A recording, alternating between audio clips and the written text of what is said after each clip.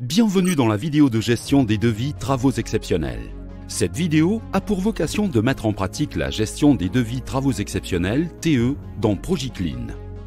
Un TE consiste en une demande ponctuelle effectuée par un prospect ou un client existant.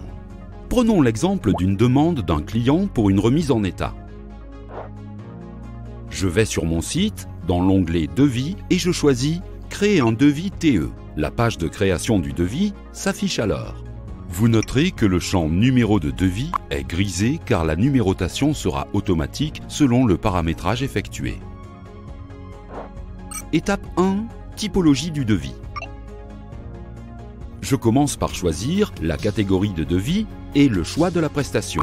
Pour rappel, on peut créer dans ProjiClean autant de catégories devis que l'on souhaite. Exemple, grande surface, bureau, école, etc.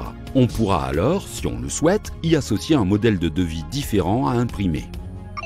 Pour notre cas, je sélectionne donc la catégorie et la prestation remise en état avec possibilité de modifier l'objet du devis. Exemple, remise en état suite à un dégât des eaux. Étape 2. Information générale du devis.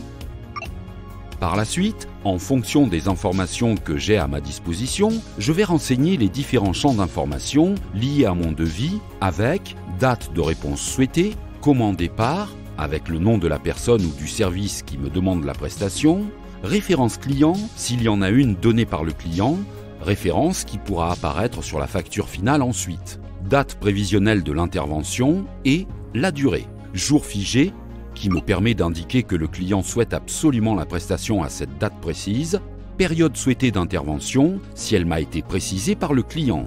PV de recette obligatoire me permet de spécifier que le client souhaite un PV de recette avant d'accepter la facturation. BDC signé me permet de signifier que j'ai bien reçu le bon de commande signé et je pourrais alors le mettre en pièce jointe. Le lieu d'intervention est par défaut l'adresse du site. Je peux le modifier dans les cas où le client me demande d'intervenir sur un site qui n'est pas client. Je peux également choisir une autre adresse de facturation si je le souhaite. Ensuite, je peux définir le besoin détaillé, soit en remplissant le champ descriptif, soit en utilisant le cahier des charges, visible après avoir enregistré. Une fois le devis enregistré, un numéro de devis s'affiche automatiquement. Étape 3. Le cahier des charges, CDC. La définition d'un cahier des charges précis permet de pouvoir générer derrière la fiche de poste détaillée. Je peux, si je le souhaite, remplir le cahier des charges en utilisant les tâches et ou les groupes de tâches. On part du principe que je fais très souvent les mêmes tâches sur une même typologie de site. Donc, pour faciliter la création du cahier des charges de mon devis, je peux ajouter les tâches et les groupes de tâches que j'aurai créés dans mon paramétrage général et associés à ma prestation. Je vais prendre pour cet exemple le groupe de tâches remise en état et l'ajouter en cliquant sur le bouton plus. Une fois ajouté, je peux à la tâche définir la zone, sous-zone, la fréquence et y ajouter des commentaires. Puis, je valide. Étape 4. Définir un coût. Je peux désormais définir les lignes de coût des prestations. Si je définis au préalable le prix dans la grille tarifaire, celui-ci apparaît par défaut. J'ai le choix de laisser un prix global et définir mon coût, ou j'ai la possibilité de mettre le prix détaillé de la prestation, en mettant oui à « avec détail ». Dans ce cas, je peux ajouter différents types de prestations, des articles, des forfaits, du matériel ou d'autres lignes de facturation.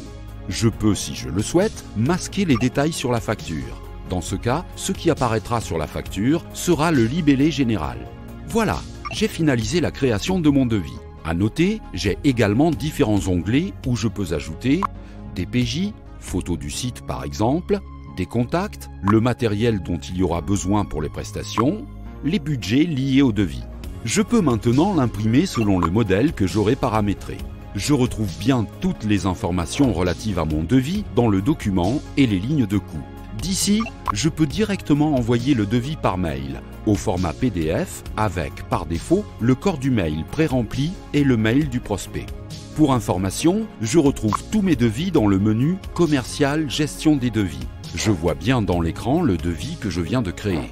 À partir d'ici, je peux l'imprimer, le dupliquer si le client me redemande le même devis plus tard et l'envoyer par mail. Depuis cet écran, je peux aussi le passer directement en TE si le client accepte l'offre. Étape 5. Transformation du devis en TE. Nous allons passer ce devis TE en TE. J'ai une fenêtre qui apparaît pour me demander de confirmer. Je valide et le devis TE se transforme en TE. Je retrouve bien dans mon TE toutes les informations saisies précédemment avec mon plan de facturation déjà généré. Tous les TE sont disponibles dans l'écran Commercial Gestion TE. L'exploitation et le RH peuvent alors prendre le relais pour la suite avec toutes les informations nécessaires. Merci d'avoir suivi cette vidéo sur la gestion des devis travaux exceptionnels sur Progiclean.